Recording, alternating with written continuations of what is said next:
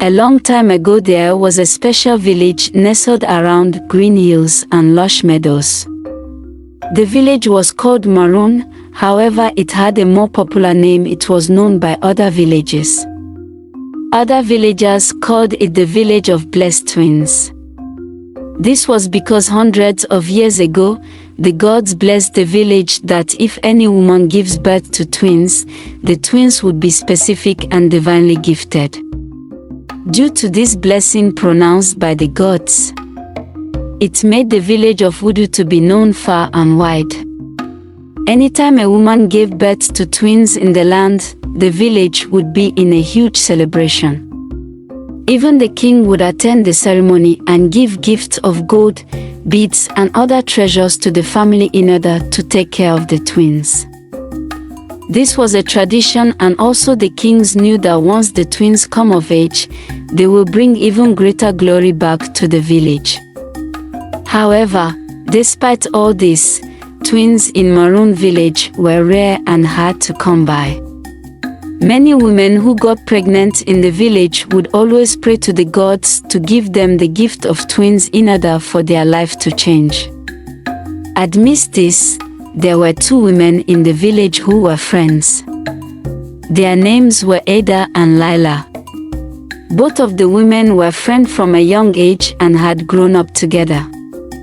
However, when they got to the age of marriage, Lila got more suitors than Ada and she eventually got married. Lila got married to a wealthy man who was from a wealthy family. As soon as this happened, her behavior towards Ada changed. She stopped being friends with her and the competitiveness that they had turned dark. Lila began to move with new friends and they would laugh at Ada because she was poor and unmarried. Ada would secretly cry alone inside her hut. Since she no longer had her parents, there was not really anyone she could talk to. As time passed, Ada fell in love and married a rich man called Yuzo. She was finally happy that Lila and her new friends would no longer be able to laugh at her anymore. However, after a year that Ada got married to her husband, an incident happened that made him become poor. This happened after he suffered a disaster that destroyed his farmlands. As Ada's husband was no longer rich, she could no longer go to the market to buy the expensive things she once used to. When in the market, she would try to hide or cover her head in shame because she knew that those who once knew her to be rich and fancy would see her. Her former friend Lila once saw her in the market. She and her friends began to laugh at the new kind of clothes that she was wearing. Owing to this, Ada vowed that she would get back at Lila. As life would have it, Lila got pregnant for her husband. When it was time to deliver her baby, it came as a shock as Lila gave birth to twins. Two beautiful boys. The whole village was joyous. Celebration was all over the streets. The old women in their wrappers danced and danced. Even little children who had no idea what was really happening was joyous. News flew across other villages that a woman had given birth to twins. In no time, the news also reached Ada. Ada was shocked after hearing the news. She felt bad, asking why only good things happened to Lila despite her character and all the bad things she had done to her. How would the gods bless Lila with twins when Lila was always making fun of her and tormenting her? Ada was devastated. She knew now that there was nothing more she could do that would matter. Even if miraculously her husband became rich again, it could never compare to the glory that Lila now had. In her mind, her enemy has now found a new way to mock her and she was not going to have it. Ada made up her mind too that she too must have a set of twins on her own. Ada then began to save up some money. She had heard of a powerful priestess in a far-away village who had a solution to almost every problem. Ada began to save some money in order to travel and meet the priestess. She decided that she was no longer going to live a miserable life and she would finally give Lila, her friend now turned enemy, the shock of her life.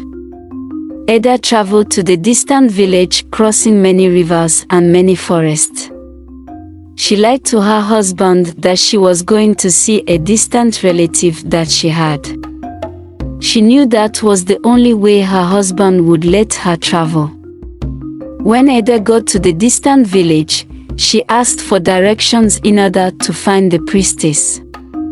When she got to the shrine of the powerful priestess, she explained her plight and said what she desired.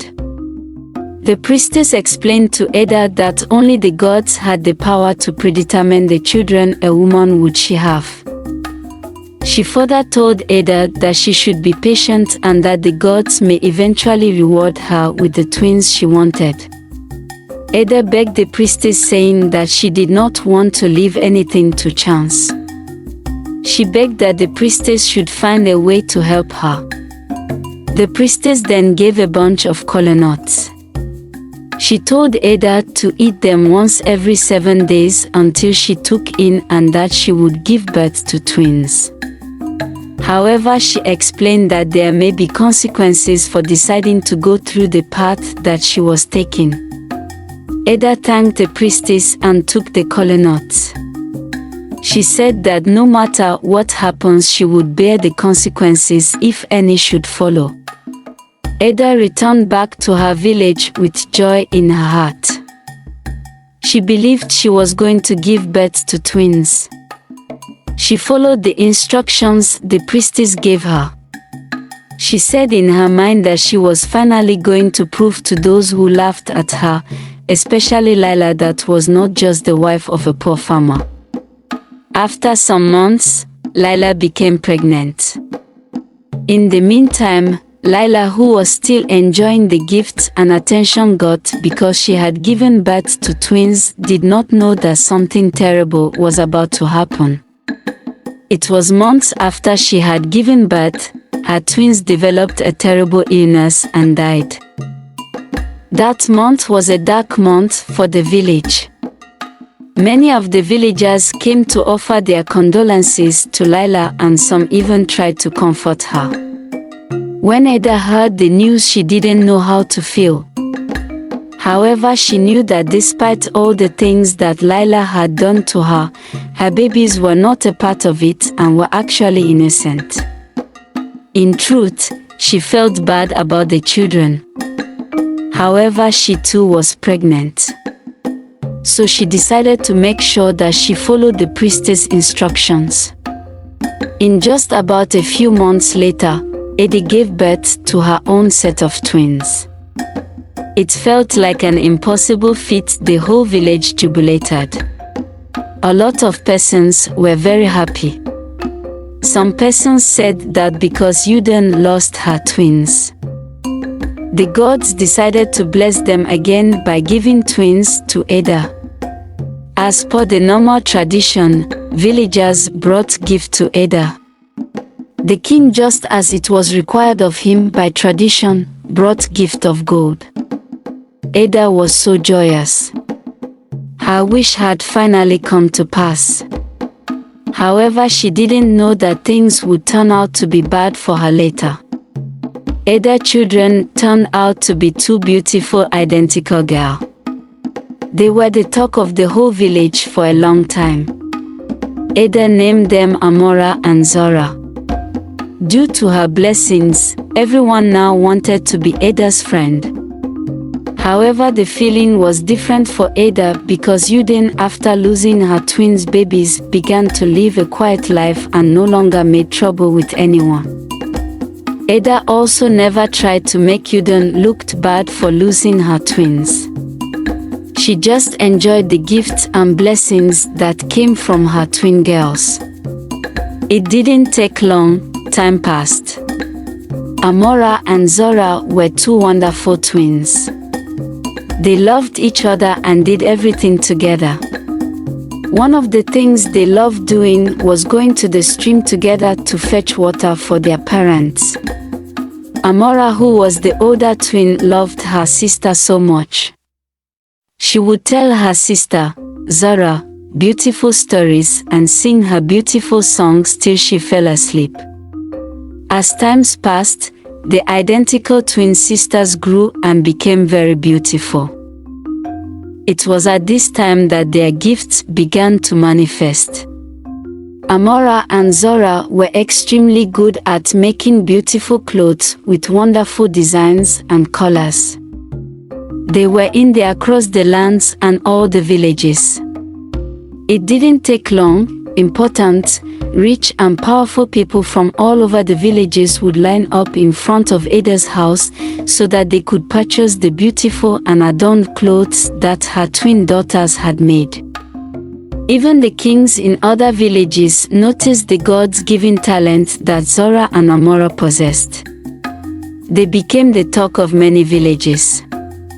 As time passed, however, people began to notice that the clothes that Amara made were more beautiful and colorful than her twin, Zara. This soon became news across many villages. It didn't take long. The villages began to notice that Amara and Zara were not equally gifted. As a result of this, many of the villagers in other villages did not want to buy the clothes made by Zara. This realization made Zara to feel bad and insecure. She would hold her clothing and sometimes cry alone inside her room. When Amara noticed that her sister was not happy, she started to look for ways that she would use to cheer her up. One time, in an entire month, Amara pretended to be seriously sick.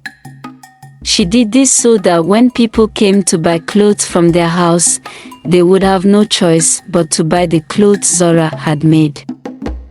This made Zara to be happy.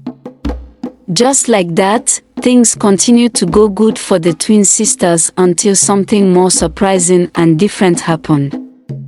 The village decided to hold a festival. In the festival, Zara told Amara that they should have fun and dance and play with the villagers. This was because Zara was feeling more excited than usual. Owing to her sister's request, Amara decided to participate in the festival by playing the local drum with the villagers. What she did not know, however, was that playing the drum would change her life forever. When Amara began to beat the drum, the beat was so melodious and captivating that the villagers stopped to wonder. Their mouths were wide open.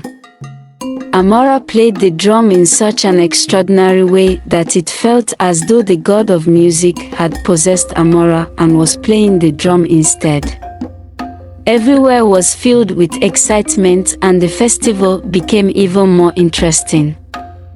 Soon, it became clear that Amara was a gifted drummer. This realization changed everything. Kings of other villages began to request for Amara whenever they had a special occasion or festival to celebrate. When Zara saw her sister's new gift, she was very amazed. She felt that she too would possess the extraordinary gift to beat the drum like her sister. However, she was wrong. Zara would beat the drum inside her room, but the sound was far from extraordinary. It was nothing like that of her twin sister. She would feel sad and after a while try again. Day after day, she would try to play the drum like her sister, but it never worked. Zara sometimes would even go into the forest to try and beat the drum. This was because she didn't want anyone to see or hear her practicing. She knew they would laugh at her or taunt her for trying too hard to be like her sister, Amara. As Amara's drumming gift began to gain more popularity, she began to leave home more often. This was because other villages were always inviting her for special occasions. Amara would always beg Zara to accompany her to the village she was going because she loved her sister and didn't want to be alone. She also did not want her sister to be alone at home by herself with just their mother. Zara, on the other hand, would always refuse to go. She felt she would be a burden to Amara, and also she didn't want to be laughed at or mocked by others. She felt she would be of no use at all to sister. One time, as Amara left to another village just like she normally did, Zara went into the forest to practice her drum. However, this particular day was different. As she was playing her drum, an old strange-looking woman walked up to her. The old woman came to her and told her that she lived nearby. She then told Zara that she had been watching her cry time and time again because she could not play the drum like her sister. "I'm going to help you," the old woman said. The old woman then gave Zara a special drum and told her to take it home. She told her that at night when everyone was asleep, she should beat the drum 3 times. The old woman said that after she did that, she would be able to play any drum she touched just like her twin sister. Zara was very happy to hear this. She wasted no time in running home. The thought of her playing the drum like her sister clouded her mind to think properly. She wasn't even concerned about who the old woman was or how she got the mysterious drum. At night, when everyone was asleep, Zara brought out the drum and did as the old woman instructed. However, as she did this, an evil spirit awakened behind her. The ominous being entered into Zara, and suddenly Zara fell to the floor. The next day, Zara woke up without remembering what happened to her, and she even forgot that she had gone into the forest the previous day. She also had no recollection of the old woman that gave her a mysterious drum. That same day, Amara returned from the village she had gone to play for. She also brought a gift for Zara and her mother, Ada. Ada, who had already gotten used to a luxurious life, took the gift in happiness. That night, as the family slept, the evil inside Zara began to manifest.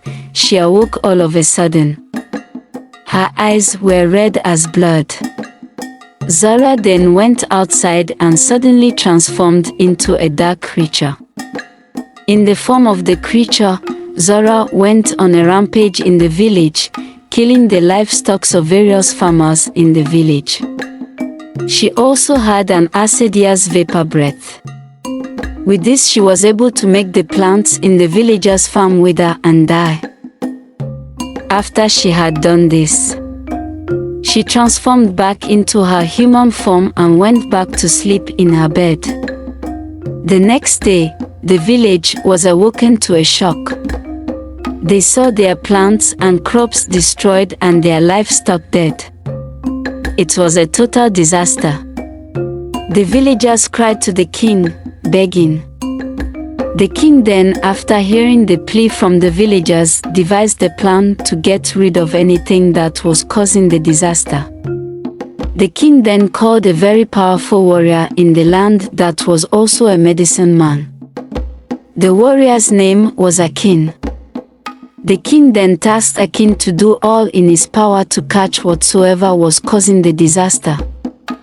The king told Akin that since he was a medicine man, even though the threat was not a natural threat but that of a spiritual one, he would be able to handle the task. Akin was happy that the king gave him such an important task. He told the king that he would not sleep in the night but would patrol the village should in case danger arose. That night, the evil that possessed Zara awoke again. Zara awoke and was ready to carry out her evil deed. However, a sudden strong breeze that blew through the window awoke Amara. As Amara awoke, she was shocked to find out that her sister had changed. Her eyes were red and she was totally different. She screamed out of fear. Her scream woke up their mother, Ada. Ada was shocked to see what Zara had become. She wanted to scream, but nothing came from her mouth. Zara wanted to begin her transformation to a monster. However, her mother, Ada, went close to her in an attempt to see what had truly become of her child. Zara's finger turned into claws and she pierced into her mother's stomach. Blood spilled out. The scene was so terrifying that it made Amara to scream for the second time. Amara rushed and held her bleeding mother in her arm in tears. She was terrified of what had just transpired. She screamed for help. In the meantime, Zara jumped through the window and transformed into a beast like she did the previous night. As she was about to run and cause havoc in the village, Akin saw her. Akin, who had heard the scream of Amara, had traced the voice down to their place. Akin then fired 2 powerful arrows at Zara, who was now an evil creature. Zara suddenly fell down injured and weak. What do you think will become the fate of Zara, Amara, and their mother, who was almost lifeless on the ground? Will the king kill Zara for what she did to their village? Or will something more strange occur? Find out in the next part. Don't forget to like and subscribe. Till we meet again.